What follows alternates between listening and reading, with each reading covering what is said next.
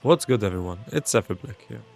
Today we're gonna talk about the winners and losers of the Season 2 in Tekken 8. Everyone got changes in Season 2. It's a very overloaded season. Basically, everyone got buffed, some more and others less.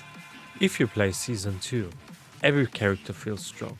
So you are basically winning, it doesn't matter which character you have. But there are characters who are shining way more than other characters. And this is what we're gonna talk about. You win! And the first winner of the season is Paul Phoenix. Paul Phoenix now has a crazier 50-50 from his neutral and from his stances. Like his deep dive stance became way more threatening with his tools like deep dive down forward 1, which is a normal hit launcher, and only -1 on block. It's also his aerial tailspin and the homing move. So stepping against Paul becomes more threatening overall. Next to that, he has also a headshot kick from full crouch down forward 4, which is +6 on hit and can be also used during deep dive with deep dive down forward 4. On countered, it also has a different property. So you get a clean hit afterwards. Also, during heat, his special ability is down 1-2 is a reversal break, which means people can't parry the second one or power crush the second one. So this move gets overall stronger in heat. Not parryable. It doesn't even need to be charged, but only in heat. It's not parryable or power crushable anymore. So very good to break the opponent's defense on the wall especially. What they also changed for Paul is that he has access to his stances like his quad forward, his deep dive and his back sway through inputs. When you press back 3+4, he will automatically do a back sway. Usually you need to press a quad circle back to get this input. The same goes for quad circle forward, which can also get executed by pressing forward 3+4. Next to that is deep dive. Deep dive can be executed by pressing down forward 3+4. So overall, if you want to use your stances or your mix-ups easier, they made things easier with the execution. Also what they changed are the moves that can transition into deep dive. For example, forward 2. If you press down forward, he goes into deep dive. Forward 1+2. Or up forward 2. Even during heat, up forward 2 into down forward gives him the transition for deep dive. Also, some quality of life changes that he got is 2-3. 2-3 is now his 10 frame punish. It used to be 1-2, which was quite weak compared to other characters. But 2-3 does 5 more damage and is still +8. What also is different for Paul is up back 2. Up back 2 is overall a stronger wall split move for Paul off axis. During angles like that, he could still get a wall split. And the more you charge, the further the wall split is. So pretty useful to get a wall split even if the wall is not behind your opponent. Another big change during heat is that fist is safe. It used to be -13 or -11, but now it's just -6 on block. So you don't need to take a big risk if you want to use just the Death Fist. Otherwise people could punish you, which was pretty scary dangerous for Paul. On the other hand, we need to also list some nerfs for Paul. Overall, he got some damage nerfs, like back 1 does less damage, forward 2 does less damage, and right running 2 does overall less damage than in Season 1.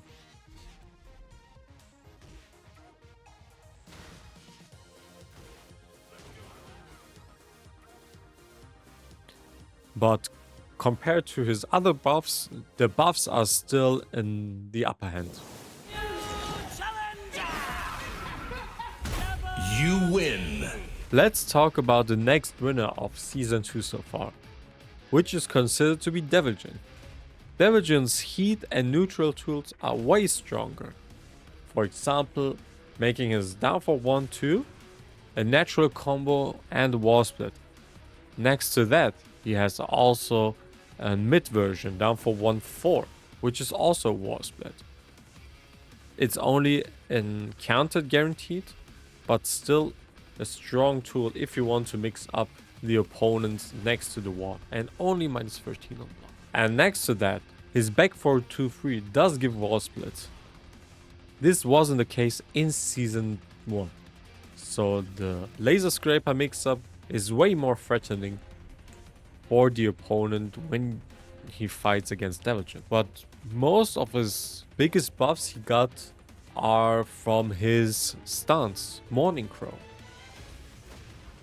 Morning Crow has like better tools like Morning Crow 3, which is a normal hit launcher, even though it starts with a tornado. Otherwise, he has his Morning Crow 2-2 and Morning Crow 1. And next to that, he has an unblockable that he can use every time in a neutral. Morning Crow 1+2. It only does 12 damage, but it's a high unblockable that he can mix up with the other tools that he has. So overall, Morning Crow is way more threatening than in Season 1. Also in Heat, Morning Crow 1+2 doesn't cost whole of his heat bar.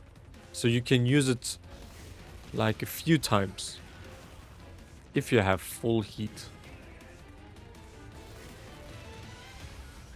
So mixing Morning Crow 1+2 and Morning Crow 2-2 as a heat dash is very scary.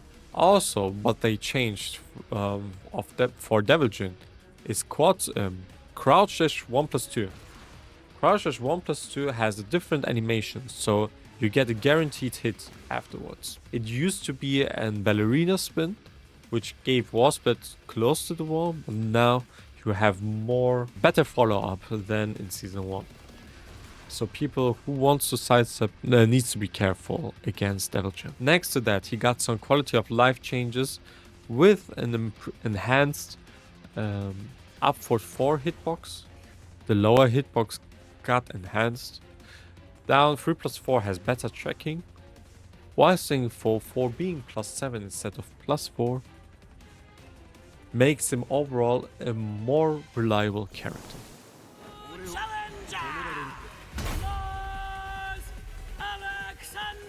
You win. And the last winner for me personally is Lars Alexanderson. Lars Alexanderson overall has a very good neutral in Season 2.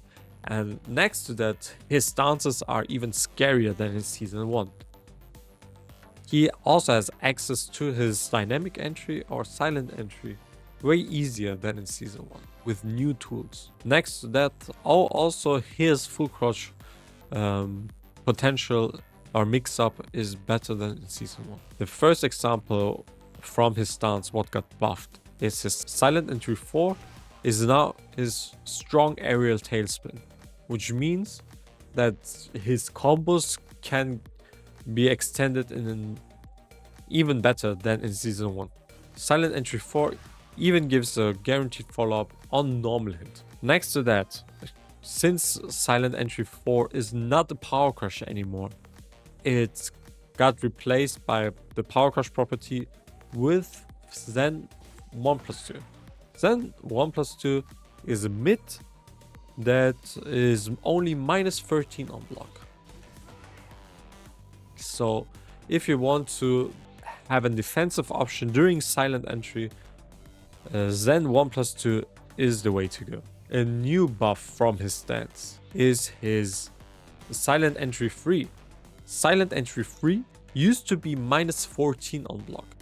In this season though, it got -13. -13. So it's also very useful against a few matchups, since you don't take the risk to get launched if you want to launch someone. Since I said his neutral got also buffed, I want to show you which tools exactly.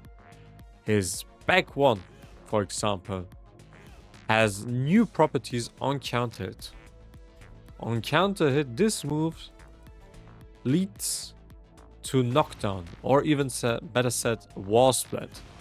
So you can create wall spread situations, or you're even more dangerous with Lars if you want to do wall spread with him. Additionally, in the neutral, back one gives a guaranteed 4-4-2. So this can be also very good in the neutral. Last players always had wish that back one has some properties like that. And even now in the neutral, it's scarier than they expected. Overall, when you're in heat and use your stance, your heat bar doesn't go empty. You get a bit of heat during the stances.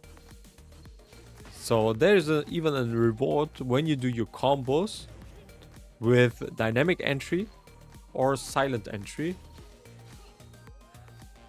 So losing heat with Lars is unlikely to happen, since you use silent entry or dynamic entry. A new move that he has is his down forward 1 extension. Down forward 1-1 does exist, which can lead into dynamic entry and being plus 10. Next to that down forward 1-1, he also has down forward 1-3. Down forward 1-3, on the other hand, is only a combo during counter hit. So he can mix up between down forward 1-1 and down forward 1-3. And his down forward 1 itself is still -1. So a very unique down forward 1 treatment. Now, Lars, when he does the full crouch low, has access to his limited entry. Also, before I forget, down for 1-1-3 is also a string. It is not natural combo, but if the second one lands on counter hit, the third one is guaranteed. So a lot of mix-ups from his down for 1.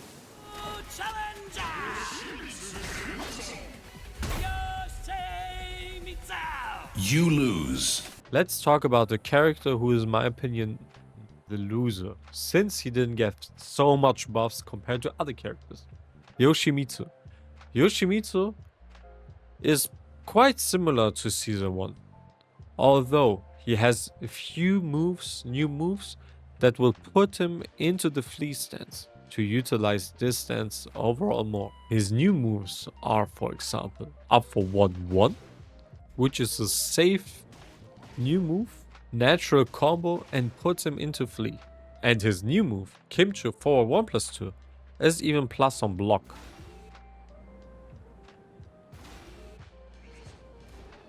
Plus 14 into flee stance. So utilizing his flee stance is more important for Yoshimitsu players. But overall, his 1-1 got nerfed. Since 1-1 does less damage, it's not as strong as it used to be. When the second one hits the opponent during North Sword stance or in heat, it doesn't give a wall spread anymore. But in heat or North Sword stance, it can still be a countered launcher. There is also a nerf on his guard break. His guard break used to be plus 14 in season. Now in season 2, this is not the case anymore. It's only plus 11, so back to 2 is not guaranteed anymore, which is also considered to be a nerf. Another buff though is his while standing 1. His while standing 1 used to be his 14 frame punish from while standing, but now it's 13 frame fast and still gives a wall split close to the wall. Next to that, Sidestep 2 is a normal hit launcher in season 2. The opponent was flying in a different way, so using his usual combo, route wouldn't work in that case. Challenger! Come and get some. I dare you. Marshall! You lose. Let's talk about another character who I think is weaker in Season 2. Martial Law. In this season, he got some new tools as well, but overall his neutral tools are worse, I would say. For example, his Y standing 4 used to be plus 15 on counter hit. That's not the case anymore.